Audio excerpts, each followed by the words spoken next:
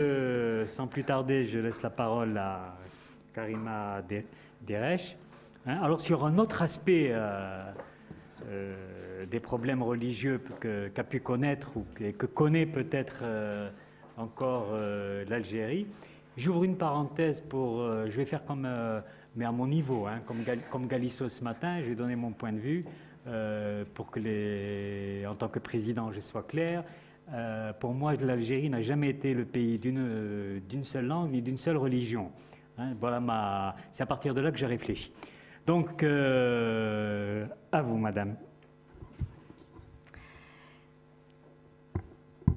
Alors, je vais présenter tout autre chose. On va passer à un autre type d'univers, puisque je vais essayer de vous présenter en fait un phénomène de conversion au catholicisme apparu en Kabylie dans les années 1870.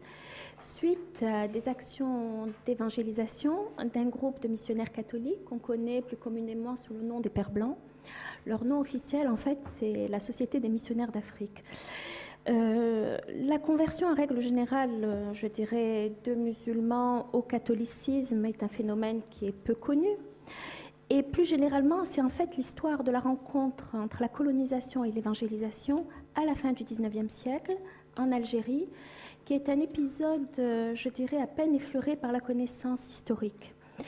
Donc là, je vais essayer d'évoquer avec vous, en fait, une situation, comment je pourrais dire, de transgression, de glissement, peut-être, confessionnel, dans un contexte, finalement, de répression violente, puisque ces conversions sont apparues donc, après 1873, donc après la grande insurrection de 1871, qui a été réprimée, comme vous le savez, très violemment. Et ce contexte de violence dans lequel apparaissent justement les premières conversions est absolument déterminant pour la suite. Alors, très rapidement, je dirais que l'installation des missionnaires en Kabylie, en 1873, participe d'un projet d'évangélisation de la population qui est en fait lié à une politique d'assimilation propre au seul Kabyle. L'exploitation de ce qu'on a appelé par la suite mythe berbère ou mythe kabyle, qui est en fait un ensemble de représentations quasiment uniques dans les représentations idéologisées que les sociétés coloniales ont eu à produire sur les peuples colonisés, a imposé une vision spécifique de l'islam maghrébin et plus particulièrement de l'islam en région berbère. Convaincus d'être dans un espace islamisé superficiellement, les missionnaires catholiques ont déployé dans le dernier tiers du XIXe siècle un activisme apostolique destiné à faire ressurgir le christianisme antique, qui serait, selon eux, en fait le substrat religieux oublié des populations locales. Et je dirais que l'analyse du discours et des pratiques missionnaires concernant l'islam en Kabylie permet de saisir en fait une véritable déformation des réalités sociologiques de la Kabylie de la fin du XIXe siècle. Alors quand ce ne sont pas les pensifs les plus caricaturaux, c'est le silence qui domine, et un silence qui oblitère les réalités musulmanes des sociétés berbères et qui n'accorde aucune importance, ou du moins une importance très très limitée aux pratiques religieuses constatées, qui sont très souvent considérées ou rapportées comme des mimétismes un peu mécaniques ou des manifestations folkloriques ou folklorisantes. Et si l'islam ne bénéficie, je dirais jusqu'au début des années 1920, d'aucun traitement particulier et d'aucun intérêt curieux, la place réservée au christianisme ancien de l'Afrique du Nord, qui est considéré bien évidemment comme la religion ancienne et oubliée des Berbères, est bien évidemment considérable. Alors, je dirais que donc, ces conversions se sont donc produites en Kabylie, dans la Kabylie montagneuse, j'expliquerai pourquoi, et elles ont alimenté, je dirais, des représentations excessives et polémiques sur la religion des Kabyles, leur rapport à l'islam, et plus généralement des considérations problématiques, je dirais, sur l'islam non arabe. La question de cette conversion se pose effectivement donc sur un espace géographique concernant 5 tribus au cœur du massif montagneux du Durdura, et ces 5 tribus sont des lieux d'implantation ancienne des missionnaires, puisqu'on a eu les jésuites qui ont fait un passage, je dirais, éclair dans les années 1840, puis après qui ont été renvoyés. Cet espace correspond également à un espace de grande pauvreté, complètement délaissé par la colonisation agricole, par la colonisation de peuplement. C'est une région marginale sur le plan économique où on constate fréquemment des situations de grand dénuement. Et cet intérêt justement pour des régions enclavées dans le massif montagneux participe de l'idée de retrouver des traces d'un christianisme ancien parmi des populations protégées en quelque sorte de l'altérité par leur enclavement et leur isolement. Donc il s'agit bien évidemment de retrouver ainsi le christianisme ancien le plus pur et le plus authentique. Il y a toute une réflexion à faire justement sur la montagne, lieu sacré, lieu de préservation. Et par exemple dans les écrits de la Vigerie, la comparaison revient très très souvent par exemple avec les maronites du Liban. Enfin bon, il y a toute une série d'interrogations là-dessus. Alors, ce projet de conversion des Kabyles est à l'initiative de Charles de la Vigerie, qui a été donc archevêque d'Alger, nommé archevêque d'Alger en 1867. Et sa nomination à Alger lui laisse entrevoir, je dirais, la possibilité d'entreprendre un projet de conversion de grande ampleur, parce que dans un premier temps, ce n'était pas l'Algérie qui l'intéressait, mais bien évidemment toute l'Afrique. Je ne sais pas si vous connaissez, mais il a quand même eu tout un travail, toute une campagne anti-esclavagiste qu'il a menée durant toutes les années 1870 jusqu'à sa mort en 1892. Mais bien évidemment, la Kabylie va retenir toute son attention. Et dans son projet justement de la christianiser, il va instrumentaliser toute l'imagerie coloniale qui avait alimenté abondamment ce qu'on a appelé le mythe kabyle de la deuxième moitié du XIXe siècle. Très rapidement et très schématiquement, je dirais que ce mythe accentuait l'origine supposée européenne des Berbères. Alors une origine germanique, celte, voire romaine, et surtout accentuer un certain nombre de traits communs aux Européens qui auraient rendu leur assimilation réussie. Alors on a toute une série d'écrits sur les Kabyles sédentaires, leur amour de l'agriculture, de la sédentarité. Alors on va les comparer avec les Suisses, avec les Auvergnats, avec les Bretons. Enfin bon, je passe ces détails parce que ce sont des choses qui sont relativement connues. Ce qui est intéressant chez la Vigerie, c'est que sa vision de l'histoire religieuse de l'Afrique du Nord, selon laquelle tous les Berbères auraient adhéré au christianisme à l'époque romaine, laissait, selon lui, supposer tout un fond de traditions et de pratiques chrétiennes qui demandaient qu'à ressurgir. Et que, surtout, que ces anciens chrétiens, c'est comme ça qu'ils désignent donc les Kabyles, montraient les dispositions les plus favorables à un retour au christianisme. Et en tant que région berbère, avec tous les particularismes culturels et linguistiques qui s'y rattachent, la Kabylie a eu à subir, je dirais, les assauts d'une politique fantasmée d'assimilation avec pour unique argumentaire l'arsenal du mythe kabyle. Un mythe kabyle qu'on pourrait définir comme un outillage idéologique élaboré de briques et de brocs où les connaissances scientifiques côtoient les éléments les plus irrationnels, où les idéaux généreux fusionnent avec les approches les plus racistes. Et si aberrant qu'il soit, aujourd'hui évidemment, parce que c'était une grille de lecture qui était admise quasiment par beaucoup de gens à l'époque, si aberrant qu'il soit, ce mythe a connu des applications directes en Kabylie avec des applications plus ou moins heureuses. Et ce qui est intéressant, c'est que les missionnaires ne sont pas les seuls dépositaires de ce prêt-à-penser. Tout l'esprit colonial en est imprégné. Je dirais que si les autorités coloniales, militaires et administratives, par pragmatisme politique, étaient plus discrets, plus on va dire, plus réticents, les congrégations religieuses, elles, ont intégré le principe d'une évangélisation sur une vaste échelle en milieu berbère, et on touche là à l'idée lourdement suggérée que les Berbères convertis il y a de cela des siècles à l'islam, par la force ou l'intérêt, n'opposeraient qu'une faible résistance à une autre conversion. Et dans le discours missionnaire, et moi je trouve que tout l'intérêt est là, c'est que la Kabylie est abordée comme un univers d'islamisés et non de musulmans. Étudier également la conversion en milieu berbère permet de soulever tous les fantasmes et les nœuds névrotiques d'une histoire coloniale.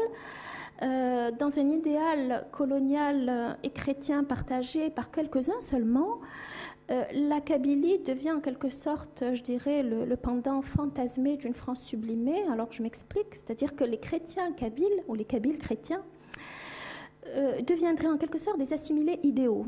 Ils seraient idéaux par la conversion, par la naturalisation qui suit, très rapidement, par l'accès à la culture française passée par le filtre de l'évangélisation. Et des Français idéaux en quelque sorte, mais que leur indigénat va protéger des bouleversements que la société française a eu à connaître dans le dernier tiers du XIXe siècle. Et il y a eu la représentation du Kabyle bon chrétien comme il y a eu celle du bon sauvage authentique au XVIIIe siècle. C'est-à-dire un bon chrétien qu'il faut préserver de toutes les attitudes impies, mécréantes, voire athées, que la Troisième République a charrié avec elle. Puisqu'évidemment, c'est le scientisme, le marxisme, l'évolutionnisme, enfin toutes les approches théoriques du monde qui ont révolutionné justement les mentalités à la fin du XIXe siècle sont bien évidemment mises au banc et surtout, il ne faut pas en parler. Je dirais donc que ces conversions au catholicisme dans la Kabylie de la fin du XIXe siècle se déclarent donc dans un moment de grande violence coloniale. Ce sont également des années de crise à la fois économique, sociale, identitaire, avec des transformations et des mutations extrêmement déstabilisantes. Et en ce qui concerne les conversions, il s'agit dans la très grande majorité des cas des conversions, ce qu'on peut appeler des conversions de la misère, qui ont concerné tout au plus quelques milliers d'individus, puisque moi j'ai fait les comptes, et que dans les années 1920, on arrive à peu près à 4000 conversions, 4000 convertis. Et ces conversions se sont déclarées dans les groupes les plus marginalisés de la société kabyle, c'est-à-dire des orphelins, des handicapés, des malades, des enfants naturels, des femmes veuves avec des enfants, des marginaux de toutes sortes. Et d'ailleurs, ce particularisme de la marge inquiète d'ailleurs les autorités de la congrégation qui ne voulaient absolument pas que des conversions de la misère équivalentes à ce qui s'était passé par exemple en Chine avec les jésuites qu'on a appelé les conversions de riz, ils ne voulaient absolument pas la même chose en Kabylie, bien qu'on retrouve à peu près cette expression conversion de riz adaptée aux conditions locales, puisque les missionnaires parlent à un moment donné de conversion de couscous. Mais c'est très sérieux parce qu'en fait, ils expliquaient évidemment dans les archives que toute personne qui arrivait effectivement au poste missionnaire, qui bénéficiait de leurs soins, qui était hébergée, qui acceptait le catéchuménat, effectivement, disposait d'un repas par jour et d'un couscous. C'est que voilà. Alors je dirais que les conditions d'extrême pauvreté et de détresse qui sont souvent à l'origine de la conversion rendent la pratique de la religion catholique parfois problématique dans la mesure où elle ne correspond pas toujours à des cheminements spirituels ou à une adhésion totale au christianisme. Et c'est vrai que lorsque l'on restitue des trajectoires de familles de convertis, alors moi j'ai eu la chance, puisque j'ai travaillé, je connais bien les archives des Pères Blancs et que j'y ai travaillé 4 années de suite. Et ce qui est formidable dans ces archives, ce sont des archives d'une richesse anthropologique exceptionnelle. Et donc on a affaire à ce qu'on appelle des registres de catholicité, c'est-à-dire des renseignements qu'on a sur des familles de convertis sur 50-60 ans et qu'on peut effectivement accompagner sur toute cette période-là et avec tous les éléments qu'il faut, c'est-à-dire les déménagements, les professions, les mariages, les décès, enfin tout ce qui fait effectivement la vie quotidienne de ces individus. Et donc quand on restitue ces trajectoires de familles de convertis, on constate en fait qu'il existe des tas de jeux de glissement, des ruptures, des effets de miroir, et que bon nombre de ces convertis ont des parcours qui sont des parcours compliqués, puisqu'il n'est pas rare de rencontrer des individus qui sont nés musulmans, qui deviennent chrétiens, qui exigent de mourir en musulman en refusant l'extrême-onction. Et on s'aperçoit que finalement l'attribution des sacrements comme ceux du baptême ou du mariage prennent des sens différents à des moments différents d'une existence, et finalement que jouer avec les rituels de l'une ou l'autre religion et s'accommoder de pratiques sacralisées qui sont logiquement compatibles sont des choses qui sont assez fréquentes et communes dans le monde des convertis de la première génération.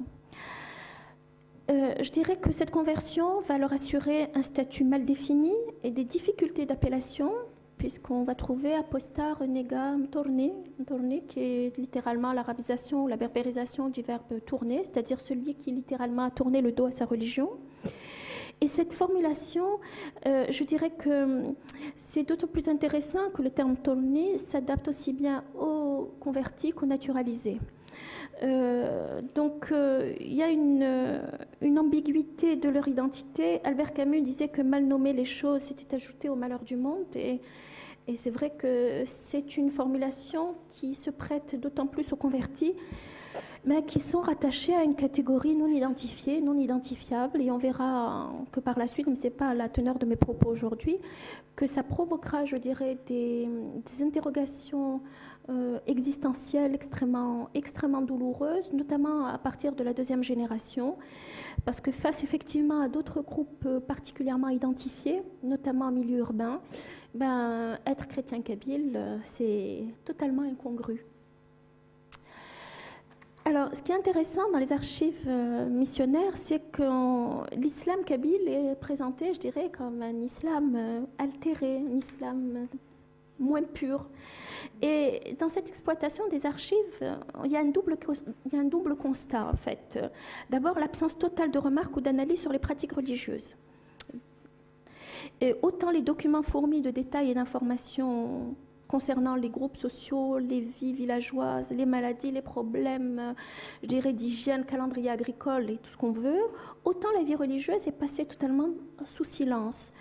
Et je dirais que ce silence caractérise les écrits de la première génération de missionnaires, qui est certainement liée à une vision des sociétés berbères quand même assez particulière, avec un islam altéré, trempé dans un univers païen, dont la greffe n'a pris que superficiellement. Et je renvoie aux travaux de Kamal Cheshwa, qui avait écrit une magistrale thèse qui s'appelle l'Islam kabyle, État, société, pouvoir, où il montre bien qu'il existait une Kabylie des sciences religieuses, une Kabylie de lettrés, de maîtres religieux, reconnus pour leur savoir religieux, scripturaire, spécialisé, et on est bien loin, effectivement, d'un islam obscurantiste, pétri de superstitions et de croyances craintives, et encore bien loin des représentations, je dirais, plus récentes d'un islam laïque, entre guillemets, c'est-à-dire d'une société kabyle qui aurait fait la séparation entre le religieux et le séculier. Donc les travaux de Kamal Cheshwa, c'est intéressant parce qu'on est vraiment loin des clichés et des poncifs habituels, ou bien au contraire, l'islam est au centre de la réalité sociale. Je dirais que, bien évidemment, pour les convertis, comme je l'ai dit tout à l'heure, ce qui concerne les missionnaires, c'est la représentation du kabyle ancien chrétien qui prédomine dans la lecture socio-religieuse de la Kabylie. Pourtant, très tôt, on s'aperçoit que mais il y a de sacrés problèmes, parce qu'en 50 ans, je dirais entre 1873 et, on va dire, les 1920, les missionnaires se sont mobilisés de façon absolument extraordinaire, se sont épuisés, parce qu'il faut vraiment avoir la liste et l'inventaire des missionnaires qui tombent malades, parce qu'ils réalisent que la société kabyle, elle est tout sauf facile, et que quand ils se confrontent à la réalité du terrain, c'est un terrain âpre, difficile, et il y a réellement des problèmes, je dirais, de surmenage, à la fois physique et psychologique de ces missionnaires. Et c'est vrai que compte tenu de l'investissement mis par la Congrégation des missionnaires d'Afrique en Kabylie, le nombre incalculable de missionnaires qui ont défilé, l'investissement matériel et en argent, le nombre effectivement de conversions est sacrément décevant. Et donc c'est vrai que la mort de la Vigerie en 1892 rend problématique l'avenir de la mission en Afrique du Nord, d'autant plus que le fossé se creuse énormément entre la mission équatoriale dynamique et prometteuse, qui est celle de l'Afrique subsaharienne, et puis celle du Maghreb, dont l'échec commence à être visible. Et là, c'est intéressant parce qu'il commence, pour expliquer la difficulté à convertir et le bilan décevant, plusieurs raisons sont évoquées. Bien évidemment, les entraves posées par le gouvernement général sur l'action missionnaire, en rappelant les vexations subies par les jésuites de la part des officiers arabes. Mais la raison la plus intéressante qui est évoquée est l'ignorance profonde de la religion musulmane. Et c'est la première fois que l'on prend la mesure de la réalité historique et, je dirais, religieuse de l'islamité des Kabyles. Et c'est la première fois que la résistance au message évangélique est expliquée par la réalité de l'islam kabyle. Il y a aussi également, il y a une autre explication, c'est l'ignorance de la langue, présentée par les missionnaires comme une des langues, donc la langue kabyle présentée par les missionnaires comme une des langues les plus difficiles au monde. Et on dit c'est une catastrophe, ces missionnaires qui arrivent et qu'il ne faut même pas l'effort d'apprendre la langue.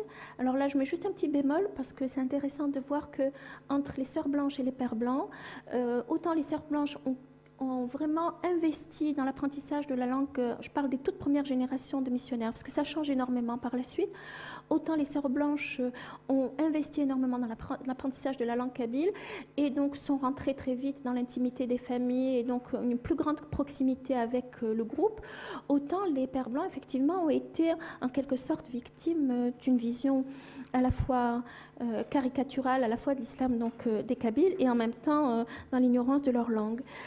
On s'aperçoit qu'ils sont ignorants en matière de doctrine, de dogme, de morale ou tout simplement en matière d'observance et d'objections les plus ordinaires. Et en 92, on commence à penser qu'il faudrait peut-être renoncer à l'approche un peu trop dénigrante et caricaturale de l'islam qu'on retrouve chez les trop nombreux missionnaires.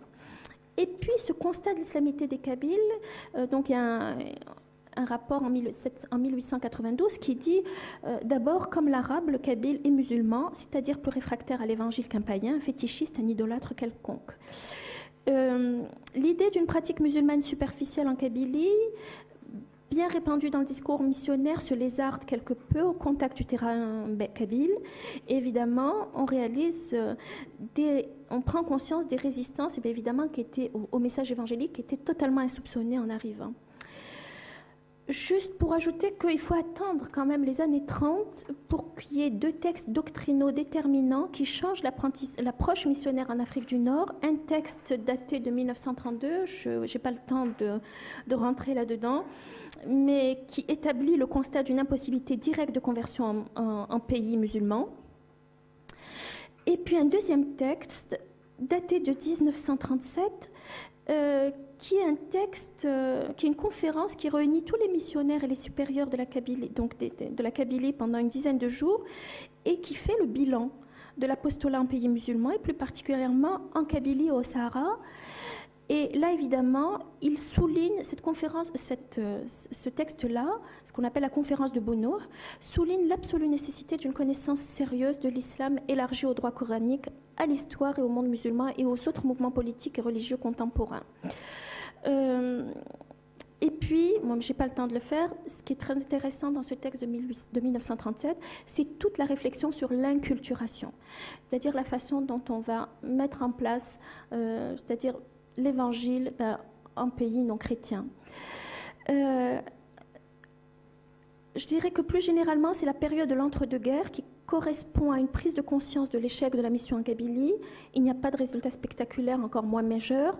Je dirais, à l'exception des villages de la vallée du Chélif avec Saint-Cyprien et Sainte-Monique, qui étaient des villages qu'on appelle les villages chrétiens arabes, qui avaient été créés ex nihilo par la Vichy et peuplés par les orphelins des grandes calamités naturelles de la fin des années 1860 et dont la greffe n'avait pas pris. Les résultats sont vraiment disproportionnés par rapport au temps, à l'énergie, aux finances investies dans les projets d'évangélisation. Et puis ce qui est intéressant, c'est que le modèle du missionnaire, tel qu'ils ont été développés au XIXe siècle, eh ben, ce modèle-là ne correspond plus aux réalités du début du XXe siècle. Et puis il y a des courants spiritualistes comme ceux développés par Charles de Foucault, qui sont en rupture avec les idéologies missionnaires classiques, qui vont être relayés beaucoup plus tard dans les années 50 par des figures charismatiques comme Mère Teresa en Inde ou Sœur Emmanuelle en Égypte. Il est vrai que dans les années 50, l'Église catholique adopte progressivement la position qui est celle de christianiser par l'exemple et une position qui deviendra l'idéal chrétien en terre musulmane. Je vous renvoie aux travaux, aux ouvrages, à l'ouvrage d'Henri Tessier, archevêque d'Alger, qui s'appelle L'Église en islam, méditation sur l'existence chrétienne en Algérie, ou aux travaux d'Henri Sanson sur christianisme au miroir de l'islam. Et ce qui est intéressant là, effectivement, dans les années 30, c'est qu'on assiste à un glissement des pratiques et des discours des missionnaires vers un registre de valorisation du patrimoine berbère et l'intérêt porté à la langue et aux traditions berbères, notamment avec la création du fichier de documentation berbère, a donné naissance à toute une lignée de berbérisants qui a contribué considérablement au travail sur la langue et à une meilleure connaissance de la société berbère. J'aimerais terminer, j'ai encore 5 minutes ou pas ? Ça embête personne, je peux? J'ai 5 minutes. On dit, je veux bien, mais je ne crois pas que ce serait possible. Il ne faut pas exagérer quand même. On est tenu par les temps. Alors, je dirais, moi, ce qui m'a intéressé, effectivement, là aussi, c'est la perception je dirais, les perceptions de la conversion par la société d'origine. J'ai travaillé aussi bien donc, dans les archives missionnaires qu'avec des entretiens de descendants de convertis.